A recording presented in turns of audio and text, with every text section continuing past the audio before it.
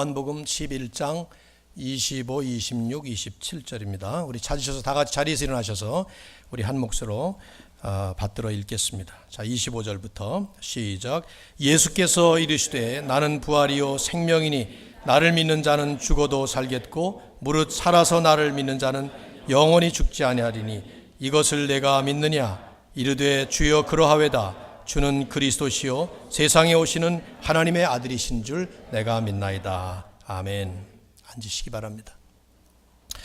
우리가 흔히 선교지라고 부르는 곳을 다녀와 보면 내가 받은 복음이 얼마나 소중한가, 내가 받은 하나님의 은혜가 축복이 얼마나 감사한가 하는 것을 새삼스럽게 다시 깊이 있게 깨닫게 됩니다. 왜냐하면 우리들이 살아가면서 우리의 생활 속에 대부분 저도 그렇고 성도님들도 그렇고 우리는 믿는 성도님들과 대부분 교제하게 돼 있고 또 이렇게 주일에 예배를 드리게 되면은 믿는 성도님들과 함께 예배를 드리기 때문에 우리가 받은 복음, 우리가 받은 그 은혜가 자칫하면 그냥 너무 당연한 것처럼, 그래서 별 감동도 없이 심지어는 의미조차도 잘 깨닫지 못하게 무의미하게 무미건조한 종교 생활로 전락되기가 아주 쉽습니다.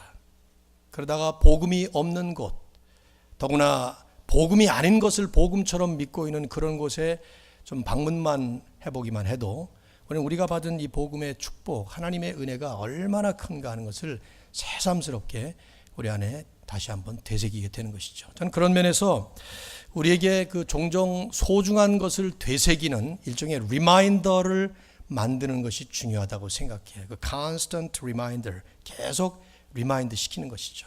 우리는 실제로 그렇게 살아갑니다. 그 중에 대표적인 것이 생일 축하하고 생일을 기념하는 것이죠. 여러분 생각해 보십시오. 생일은 매년 찾아와요. 근데 그 매년 찾아오는 생일 뭐 그렇게 대단하다고 우리가 생일 축하를 하고, 또 나만 혼자 맞는 생일이라면 또 모르지만 모든 사람에게 생일은 다 있습니다. 그럼에도 불구하고 우리는 매년마다 이 생일을 찾으면서 생일을 기념하고 축하하죠. 안 믿는 사람들에게는 별거 아닐지 몰라도 저는 믿는 사람의 입장에서 볼 때는 이날을 그렇게 생일 축하하고 생일을 기념하는 그 의미는 나를 태어나게 하신 하나님의 그 섭리를 다시 한번 생각해 보는 그런 기회죠. 그리고 거듭난 사람이라면 이제 남은 인생을 더 하나님 앞에 값지게 살아야 되겠다 하는 것을 끊임없이 되새기는 일종의 constant reminder 같은, 또 결혼하신 분들에게는 결혼기념일이 그런 날이 아닐까 생각해요. 결혼한 사람에게 결혼기념일이 없는 사람이 어디 있어요? 다 있죠. 그리고 매년 찾아옵니다. 하지만 그 결혼기념일을 같이 하면서 믿지 않은 사람들이야 선물 주고받는 재미 할지 모르지만 우리는 하나님이 섭리 가운데서 짝지어 주신 것을 또 한번 생각해보고, 지금 몇 주년이다 상관없이 앞으로 계속해서 이 결혼 생활을 하나님이 축복하신 것을 감사하면서 심지어는 이 결혼 때문에 태어난 우리 다음 세대까지 생각해보고, 이런 아주 깊이 있는 그 의미를 묵상하는 constant reminder, 이런 생각을 해보죠. 저는 부활주일도 바로 그런 날 중에 하나라고 생각해요. 죄 지은 우리 인생, 태어날 때부터 죄 지어서 영원토록 멸망받을 수밖에 없는 우리들을 하나님이 선택하시고 때가 되면 찾아오시고 나를 위해 죽으시고 그리고 부활해 주심으로 인해서 인생의 처절한 그 고통의 극치인 죽음의 권세를 이겨버리시고 반대로 영원한 생명, 하나님 나라의 백성으로 하나님의 자녀로 태어나게 하시는 그 하나님의 은혜, 부활의 능력을 되새기는 이 constant reminder. 그래서 매년마다 우리는 이 부활주일을, 매주일이 사실은 부활주일이나 마찬가지지만 특별히 부활주일을 되새기는 것이죠. 325년 니케아 공의회 때에 교회에서는 전통적으로 이제 그때부터 이 부활주일을 3월 21일 춘분이 지난 다음에 찾아오는 만월 직후 첫 번째 주일, 그러니까 양력과 음력이 겹쳐서 오기 때문에 3월 말 아니면 이 4월 가운데에 항상 지키게 되죠. 이날은 예수님께서 부활하신 것을 기념하는 날입니다. 그러나 저는 단순히 기념을 하면서 주님이 죽으셨다 하는 것을 리마인드하는 날일 뿐만 아니라 이 부활을 통해서 우리에게 주신, 부활을 통해서 우리의 삶에 아주 직결된 그 하나님의 능력의 역사를 기념하고 기억하고 그리고 또한 기대하는 그런 날이 바로 부활주일이다, 이렇게 믿습니다. 오늘 새벽에도 부활의 의미를 잠깐 영원한 구원, 하나님이 주신 그 부활의 축복을 한 세 가지로 나누었어요. 영원한 그 구원, 또 우리의 그 마지막 궁극적으로 완성될 그 완벽한 변화, 그리고 우리가 갖게 될 천국에 대한 그 소망, 그것을 함께 나누었는데, 이 부활의 그 축복이라고 하는 것은 나중에 우리가 부활하게 될 그때만 누리게 되는 것이 아니라는 것이죠. 지금 주님과 함께 동행하고 주님 안에 있는 우리 모두에게 지금부터 현실적으로 이미 주어진 하나님의 능력과 축복과 은혜가 있다는 것입니다. 그걸 잘 보여준 성경의 한 에피소드가 이 나사로의 부활 이적이에요. 시간이 많이 갔기 때문에 제가 짧게 아주 간단한 핵심만 나누도록 하겠습니다. 사실 예수님의 이적 가운데 가장 그 상세한 기록을 했고요. 예수님께서 죽은 사람 살리신 이적이 3개인데 다 간단하게 했지만 이 나사로의 이적만큼은 11장 전체를 다 차지하고 있죠. 심지어 이 이적이 일어난 다음에 그 후유증까지 요한 적고 있는데 핵심만 오늘 좀 나누도록 하겠습니다. 나사로, 마르다, 마리아, 이 3남매 누가 위인지는 잘 모릅니다. 우리말에는 오라버니, 동생 이런 표현이 나오지만 사실 그건 그냥 brother, sister 그 말을 우리말로 번역한 것이고, 마르다, 마리아, 나사로 이 세 사람 예수님과의 관계가 아주 각별했습니다. 그래서 오늘 본문의 그 3절에 보면 나사로가 병들었다는 말을 할 때에 주께서 사랑하시는 자가 병들었습니다. 이렇게 표현이 되어 있어요. 예수님이 다 사랑하셨을 텐데 이렇게 표현을 해도 알 만큼 특별히 사랑을 받은 사람이 나사로였어요. 글쎄 어째서 그랬을지는 잘 모르겠습니다. 우리 종종 이런 거 있다 보면 약간 좀 시험거리기도 해요. 예수님도 누구를 따시켰다 이런 생각이 들기도 하고 누구를 특별히 편애하셨나 이런 생각이 들기도 한데 아무튼 이유는 모르지만 특별히 사랑하시는 분이에요. 근데 이제 전체 스토리 속에서 우리가 주목할 첫 번째가 뭐냐면요, 아무도 병든 나사로를 고쳐달라든가 죽은 나사로를 살려달라든가 요청을 전혀 안 합니다. 처음에 나사로가 병들었다고 알려왔을 때도 그냥 병들었습니다 하고만 알렸을 뿐이지 오셔서 고쳐주십시오 하는 요청도 기대도 없어요. 나중에 마르다와 마리아가 나흘 뒤에 예수님이 드디어 찾아오셔서 만나게 되는데 그땐 죽었어요, 나사로가. 그때도 마르다 마리아가 주님을 만날 때도 똑같은 말을 해요. 주님이 여기 계셨더라면 우리 오라버니가 죽지 않았을 겁니다. 그런 말을 해요. 그러면서도 살려주십시오, 살려내십시오 이런 요청을 안 한다 이 말이에요. 21절에는 마르다가 35절에는 마리아가 똑같은 말을 해요. 이건 조금 이상한 거예요. 왜냐하면 복음서에 보면 예수님과 전혀 관계없는 사람들조차도 고쳐달라 살려달라 그 아우성하면서 요청하는 일이 가득한데 예수님과 특별한 관계에 있었던 이분들이 어째서 그런 요청을 하지 않은 건가? 혹시 이적을 믿지 않고 부활을 믿지 않은 것인가? 그렇지 않습니다. 이들은 분명히 이적도 부활도 잘 믿은 사람이에요. 예수님께서 나중에 말씀을 하시죠. 나사로가 다시 살아날다. 그럴 때 마르다는 대답을 합니다. 예, 저도 압니다. 마지막 부활의 때에 다 살아날 것을 믿습니다. 그렇게 얘기를 하죠. 그럼에도 불구하고 지금 이 순간에 예수님께 내 오라버니를 좀 살려주실 수 없겠습니까? 살려주십시오 하는 요청도 기대도 바람도 전혀 하질 않습니다. 어쩌면 우리가 분명히 믿고 붙잡고 있는 신앙이 따로 있고 고백이 따로 있고 믿음이 따로 있는데 현실의 상황이 벌어질 때는 그 현실과는 연결이 되지 않는 종류의 그런 종류의 믿음 같은 느낌을 이렇게 물씬 풍기는 장면이죠.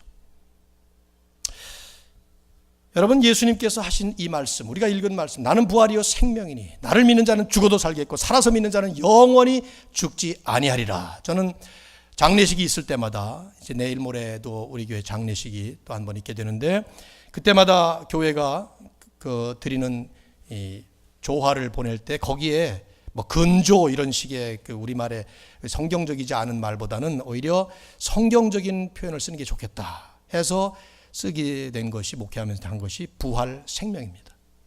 바로 이 말씀 때문에 죽은 자는 다시 살아나고 영원히 죽지 않는다는 그 부활 생명. 어쩌면 그 말씀은 그 문구는 그 표현은 기독교의 핵심이라고 볼 수 있어요. 우리가 말하는 복음의 아주 엑기스와 같은 정수와 같은 그런 아주 중요한 말씀이에요. 근데 그 말씀을 나는 부활이요 생명이니 나를 믿는 자는 죽어도 살겠고 살아서 믿는 자는 영원히 죽지 아니하리라 주님께서 힘차게 선포하셨던 그 말씀은 이런 컨텍스트에서 나온 말씀이에요. 그냥 스테이트먼트로서 선언하는 것이 아닙니다. 헌장처럼 너희들이 계속해서 교회의 하나의 비전 스테이트먼트로 삼아라 하고 준 것이 아니에요. 아주 분명한 컨텍스트가 있어요. 이 말씀을 하게 된 동기가 있다 이 말이죠. 그게 뭐냐? 분명히 주님을 믿으면서 주님에게 대한 분명한 확신이 있으면서도 부활도 믿었고 영생도 믿었고 하나님 나라도 믿었고 예수 그리스도가 누구신지도 분명히 알았던 마르다, 마리아와 그 모인 사람들 앞에서 주님은 전혀 부활을 요청하지 않는 그 부활의 능력을 마치 믿지 않는 것처럼 보이는 그런 모습 앞에 주님은 이 말씀을 선포하셨다 이 말이에요. 그래서 우리는 이 말씀을 이런 컨텍스트 안에서 잘 이해할 필요가 있어요. 나는 부활이요 생명이니 I am the resurrection and the life라고 표현한 이 표현 무슨 뜻인가? 마지막 날에 주실 축복입니다. 선물입니다.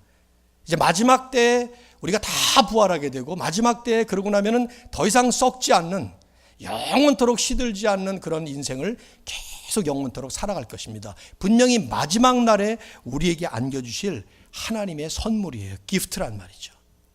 근데 오늘 주님이 말씀하시는 걸 가만히 보면 그것을 강조하기보다는 내가 곧 부활이다. I am the resurrection.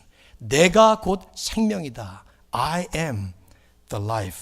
즉 그 예수가 부활이고 생명이시기 때문에 예수님이 주시는 선물로서의 부활도 있고 예수님께서 주시는 선물로서의 영생의 선물도 있지만 선물보다 그걸 주시는 그분 자체가 부활이요 생명이다라를 강조하는 거예요. 그래서 더 나아가면 그분을 믿는 자라면 누구나 그분을 믿기만 하면 누구나 그분 안에서 그분을 통해서 그분과 함께 연합하면서 그 자체가 곧 부활이요 영원한 생명에 들어간 것이다 하는 말씀을 하는 것이죠. 좀 펼쳐서 설명을 한다면 마르다와 예수님이 지금 대화를 뒤에 마르다도 하지만은 마르다가 주를 이루고 있어요. 아마 마르다가 저는 맏언니였던 것 같아요. 제 생각에는. 그래서 예수님이 오시자마자 나가서 맞이하고 마르다는 집에 가만히 앉아 있었던 거라고 생각돼요. 많은 사람들은 마르다는 행동형이고 마리아는 사색형이고 마르다는 괄괄형이고 마리아는 내숭형이고 이렇게 생각하는 사람도 있는데 성경이 그런 식으로 성격 표현을 하는 것 같진 않아요. 아마 마르다가 맏언니이기 때문에 대표적으로 나갔고 마리아는 집에 있다가 마르다가 부르니까 그때 나갑니다. 어쨌든 마르다와 이렇게 대화를 주고받는 그 과정 속에 보여지는 것은 마르다는 마지막 날에 임할 모든 보편적 우주적 부활을 분명히 믿은 사람이에요. 일종의 추상적 믿음이라고 볼 수 있는 것이죠. 근데 예수님은 그 부활의 주인이 자기 자신이라는 것을 말씀하시면서 지금 그분을 믿고 있는 마르다 너에게 먼 미래에 임할 궁극적 부활뿐만 아니라 지금 당장에 이미 임한 영생과 부활을 주님은 강조하시는 거예요. 추상적 믿음에서 현실적 실존적 믿음으로 그리고 마지막에 완성될 그 궁극적인 소망에서 이미 임한 현실적인 축복으로 말씀하고 있는 것이죠. 이것의 핵심이 주님이 누구냐 하는 것이죠. 그래서 요한복음 보면 요한은 예수가 누구냐 하는 질문에 대한 답을 하듯이 주님이 스스로가 말씀하신 나는 무엇이다. I am 이렇게 표현한 말을 7번 완전 숫자로 말씀을 하고 있습니다. 이 나는 누구다. I am, ego eimi라는 헬라어는요. 어디와 대조가 되는 것인가 하면 구약의 출애굽기 3장 15절에 모세 앞에서 하나님께서 누구라고 해야 됩니까? 이름이 뭡니까? 하고 물을 때 뭐라고 답합니까? 그때 하나님이 대답하신 대답이 있어요. 뭐라 그랬어요? 나는 스스로 있는 자니라. 그런데 그것이 번역된 말이거든요. 거기 히브리어로 뭐냐면 그것이 I am이에요. 그냥 I am, M이라는 말이 영원한 M이라는 뜻인데 그래서 그것을 그냥 고유명사로 야훼 이렇게 번역해서 여호와라는 이름이 된 것이죠. 구약의 야훼, 하나님의 본질적인 정체성을 표현하는 그 이름을 예수님은 신약에 와서 나는 이다, 에고 에이미 I am 해서 계속 말씀을 합니다. 그래서 예수님에 대한 7가지를 설명하죠. 생명의 떡이다, 세상의 빛이다, 양의 문이다, 선한 목자다, 부활이요 생명이다. 여기 말씀. 길이요 진리요 또 생명이다, 참 포도나무다. 7가지를 얘기하신 거예요. 그 중에 하나로서 예수님의 정체성, 예수님이 누구다를 보여주신 말씀이 바로 이 말씀인데, 다시 반복하지만 이 말씀을 뜬금없이 하나의 선언하는 스테이트먼트로 말씀하신 거 아니라 바로 이 컨텍스트에서 말씀하신 거예요. 궁극적인 부활을 믿지만, 궁극적인 그 부활을 향한 소망을 가지고 있지만, 일종의 그것만 있다면 지금 현실에서는 하나의 그것은 추상적인 개념일 뿐이에요. 지금 현실과 상관이 없단 말이죠. 주님은 그 궁극적 소망을 현실적인 지금 당장에 일어나고 있는 리얼리티로 이 말씀을 지금 하시는 것이죠. 내 앞에 지금 뚜렷이 모습을 하고 서 있는 내가 실존적인 인물인 것처럼 내게 있는 부활과 생명은 너에게 지금 일어나고 있는 것이다. 그 말씀하시는 거예요. 그러니까 부활, 생명이라는 두 단어를 썼어요. 이 단어는 어떤 한 가지 개념을 강조하기 위해서 다른 말로 반복한 것이 아닙니다. 부활은 부활대로, 생명은 생명대로 의미가 있기 때문에 이 안에 예수님께서 말씀하신 구원론과 종말론이 담겨져 있어요. 무슨 말이냐? 나는 부활이다, 그리고 나는 생명이다 말씀을 할 때 이 부활이라는 말에 대한 그 다음 따라 붙는 말이 다음에 얘기한 것입니다. 누구든지 나를 믿는 자는 죽어도 살겠고, 부활이기 때문에 죽어도 다시 살아난다는 것이죠. 궁극적 부활을 얘기하는 거예요. 나는 생명이다, 그러므로 살아서 믿는 자는 영원히 죽지 아니한다. 이것은 지금 현재 살아있는 자, 그러면서 믿는 자 영원히 죽지 않는다, 그 말이죠. 요한복음에서 산다 혹은 생명, 삶, 이런 명사든 동사든, 그게 life라는 명사이든 live라는 동사이든 간에 항상 요한은 영원한 삶을 뜻했습니다. 우리가 지금 한시적인 인생을 살아가는 그 생명이 아니고 영원토록 죽지 않는 삶을 표현할 때마다 생명이라는 단어를 썼어요. 그러니까 살아서 믿는 자라는 말 뜻이 약간 애매하게 들리지만 죽어서 믿는 자가 아니라 살아서 믿는 자는 뜻이 아니에요. 어차피 죽으면 못 믿죠. 그러니까 당연히 믿는 사람은 살아서 믿는 것이죠. 이 말의 뜻은 이미 지금 예수님 때문에 영원토록 살아있게 된 자, 그들은 죽지 않는다. 왜냐? 영생이 이미 임했기 때문이다 하는 것이죠. 즉 25절, 26절 그 말씀을 다시 풀이한다면 예수님을 믿는 사람들은 이 땅에서 죽는다 해도 반드시 마지막 부활 때에 다시 살아난다. 왜? 주님이 부활이시니까. 또 지금 예수님을 믿어서 영생을 소유한 자들은 영원토록 죽지 아니한다. 왜? 주님이 영원한 생명이시니까. 여기에 신학자들은 종종 신학적인 표현으로 이 둘을 구분하고 설명을 했습니다. 하나는 앞으로 이루어지게 될 완성될 종말론이에요. 그러니까 또 하나는 현재 이미 이루어진 현실적으로 실현된 종말론입니다. 하나는 consummate eschatology라고 부르고 하나는 realized eschatology라고 그렇게 부르는데, 어쨌든 이것이 우리에게 임한 거죠. 천국이 이미 임했지만 not yet, 아직 완성되지 않았다 하는 거나 마찬가지로 구원도 영생도 마찬가지. 영원토록 살게 될 그 하나님 나라의 완성된 그때에 우리가 누리게 될 그 완성될 궁극적인 구원이 있는가 하면 그것은 지금 이 순간, 아직 아닌 게 아니라 지금 이 순간 이미 realized, 실현된, 현실적으로 우리가 누려야 될 그런 하나님의 축복이라는 것이죠. 요한은 이 중에서 이 두 번째 실현된 종말론, 실현된 구원론을 강조했던 사람이에요. 그래서 요한복음에 보면 영생을 얘기할 때마다 거의 대부분 현재형을 썼어요. 나를 믿고 나 보내신 이를 믿는 자는 영생을 얻었고, 이게 요한복음 5장 24절의 말씀이에요. 거기에 has eternal life, 현재형이에요. 가장 짧게 여러분이 외우실 만한 그 구원의 확신에 대해서 외우실 만한 말씀이 요한복음 6장 47절입니다. 따라해 보세요. 진실로 너희에게 이르노니 믿는 자는 영생을 가졌나니. 요거 하나 외우시면 참 좋을 것 같아요. 진실로 너희에게 이르노니 믿는 자는 영생을 가졌나니. 거의 이미 가졌다 그 말이에요. 그래서 has eternal life라는 현재형을 쓰고 있습니다. 즉 요한은 복음의 현실성, 영생의 현실성, 구원의 현실성, 이미 임한 실현된 종말론을 강조한 것이죠. 앞으로 가게 될 완성될 하나님의 나라와 구원도 분명히 있지만 우리는 그것을 막연히 보면서 추상적으로 신앙생활하는 게 아니라는 거예요. 왜냐하면 이미 우리에게 임한, 그리고 이미 우리가 누리고 있고 마땅히 누려야 될 그런 하나님의 축복이 우리에게 있다는 말이죠. 거기에 실제적인 현실적인 능력이 역사하는 것입니다. 이 점을 주님은 마르다에게 조용히 깨우치고 계셨던 거예요. 우리의 소망이 단순히 마지막 날에 일어날 그 보편적 부활에게만 있는 것이 아니다. 이미 지금 내 눈앞에 서 있는 나를 네가 믿기 때문에 너에게는 구원이 임했고 영생이 임했고, 그래서 그걸 이제 눈으로 볼 수 있도록 나사로를 살리는 것이죠. 스토리에 많은 내용이 있지만 다 생략하고요. 주님이 무덤 앞에 우뚝 서셨습니다. 돌을 옮겨 놓으라. 아마 이 삼남매는 그래도 잘 사는 집이었을 것 같아요. 왜냐하면 예수님을 걸핏하면 대접을 많이 했고 뭐 그러니까 말이죠. 또 마리아는 그 아주 값비싼 향유를 또 주님의 발을 씻고 그런 장면도 나오지 않습니까? 아무튼 돌을 옮겨 놓으라. 큰 무덤에 돌을 옮겨 놓습니다. 그 밑에 수레바가 달렸을 거예요. 옮겨 놓은 다음에 주님이 딱 섰습니다. 그리고는 큰 소리로 주님께서 외칩니다. 나사로야, 나오라.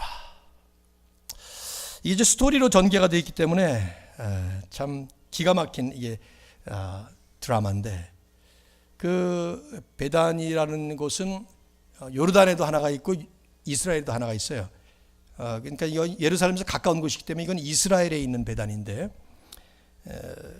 산지입니다. 그러니까 산지니까 여기저기 산이 있으니까 예수님의 그 음성이 아마 울렸을 것 같아요. 자, 나사로야, 나사로야, 나사로야, 나오라, 나오라, 나오라 이러면서 울렸겠죠.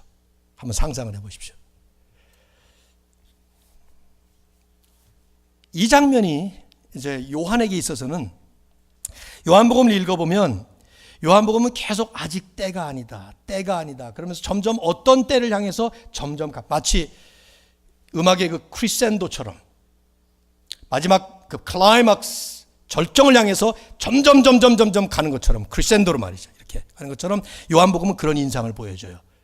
그러면서 계속 갑니다. 이 나사로 살리는 부활 이적이 7개의 이적 가운데 마지막 이적이거든요.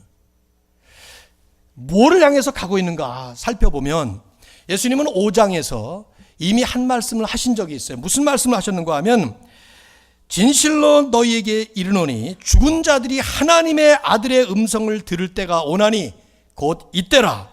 듣는 자는 살아나리라. 28절 이하 보면 무덤 속에 있는 자가 다 그의 음성을 들을 때가 오나니 선한 일을 행한 자는 생명의 부활로, 악한 일을 행한 자는 심판의 부활로 나오리라. 모든 사람이 다 부활해요, 마지막 때. 그런데 예수 믿고 구원받은 사람들은 생명의 부활로, 그러나 믿지 않은 사람들은 전부 다 심판의 부활로 일어나서 심판을 받게 되는 것이죠. 근데 그때 주님이 하신 말씀은 바로 그때 그렇게 모든 사람이 다 부활하는 바로 그 순간이 어떤 순간이냐? 주님이 말씀하시는 음성이 있다는 거예요. 무덤 속에 있는 자가 다 그의 음성을 들을 때가 오나니 그때 그 음성을 듣고 전부 다 죽은 자들이 일어난다는 것이죠. 지금 이 순간 예수님은 나사로야 나오라 하는 그 음성을 선포하십니다. 탁월한 신약 학자인 단 칼슨 교수라고 하는 분은 이런 말을 했어요. 만일 이때에 주님께서 나사로야 나오라 하고 나사로를 지정해서 부르시지 않았더라면, 자칫해서 나사로를 빼먹었더라면, 그냥 나오라 그랬다면 모든 무덤이 열리고 모든 죽은 사람들이 다 일어났을 것이다, 그렇게 얘기를 해요. 정확한 통찰력이죠. 왜냐하면 바로 주님이 그런 주님이셨기 때문에 주님은 나사로야 너만 나오라 이렇게 부르신 것이죠. 일종의 예고편처럼 보여주신 거예요. 그 소리를 듣고 모든 사람들이 What's happening? 하고 물 때 무덤이 열린 컴컴한 그 굴 안에서 쿵, 쿵, 쿵, 쿵 걸어 나옵니다. 보니까 저한테 배로 둘러싼 시신이 걸어 나오고 있는 거예요. 풀어 놓아 다니게 하라. 44절에 말씀을 하죠. 모든 이적들과 마찬가지로 이 나사로의 부활 이적도 결국 예수 그리스도가 누구시냐를 보여주는 아주 결정적인 이적입니다. 주님이 누구신가? 예수 그리스도는 창조주 하나님으로서 온 세상의 모든 인류와 모든 생물들뿐만 아니라 세상 전체를 말씀 한마디로 다스리시는 그 하나님, 바로 그분으로 오셨다는 것이죠. 그러니까 한마디 말씀을 하실 때 그 말씀에 빛이 있으라 하면 빛이 생기고 궁창이 생기라 하면 궁창이 일어나고 했던 것처럼 나사로야 나오라 한마디에 그냥 일어나시는, 이제 이것이 마지막에 이게 예고편이에요. 전편이 본편이 나올 거예요. 그때 마지막 때에 일어나게 될 것을 일종의 예상하면서 예표적으로 상징적으로 보여준 것이죠. 이제 그때가 되기 전에 나사로의 부활 이적은 그 다음, 바로 그 다음 며칠 뒤면 일어나게 될 사건을 예표한 것입니다. 그게 바로 예수님의 십자가와 주님의 부활이죠. 7편의 그 이적들을 요한이 쓴 것은 7개밖에 못 봤기 때문이 아니에요. 요한복음 20장 31절에서 내가 이보다 얼마나 많은 이야기를 다 쓸 수 있는데 그걸 다 썼다가는 세상도 그 쓴 기록을 감당할 수가 없다. 너무나 많다는 것이죠. 그런데 이것만 쓴 이유는 예수가 그리스도이심을 믿게 하려 하며 또 믿음으로 말미암아 너희에게 생명이 있음을 알게 하려 함이라. 그 예수를 믿을 때 우리에게 그 주님이 부활 생명으로 그대로 이루어진다는 것을 보여주기 위해서 이것만 썼다. 그렇게 얘기를 하죠. 그래서 7개의 이적만을 선별해서 기록한 거예요. 근데 그 7개 중에 마지막 7번째가 바로 나사로의 이적입니다. 그러니까 나사로의 그 7번째 이적인 나사로의 이적은 그 7이라고 하는 완성의 의미를 뜻하는 그 숫자와 무관하지 않다 이 말이죠. 결국은 그게 완성되는, 끝나는 거예요. 근데 뭐를 향해서 완성을 하느냐? 예수님의 죽으심과 부활을 궁극적으로 예표하는 그런 사건으로서 하신 것이죠. 즉 나사로의 죽음과 삶을 다스리신 주님은 곧 있으면 당신께서 죽으실 것이고 당신께서 다시 살아나신다는 거예요.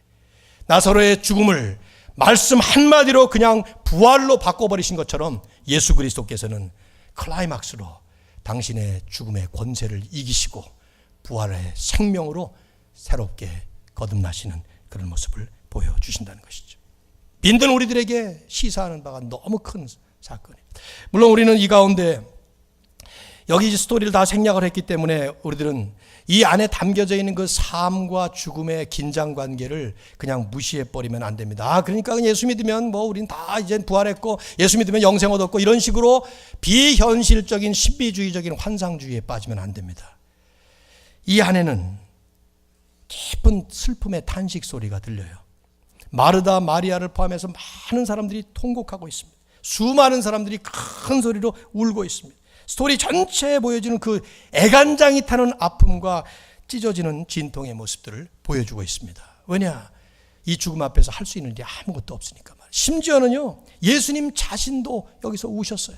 예수님 자신도. 예수께서 눈물을 흘리시더라 하는 말씀이 여기 나오잖아요. 저 어렸을 때 아마 오래 신앙생활 하신 분들 다 경험했을 것입니다만은 중고등학교 다닐 때 보면 이제 주일 저녁 예배 때 중고등부 헌신 예배 이런 거 합니다. 그렇죠?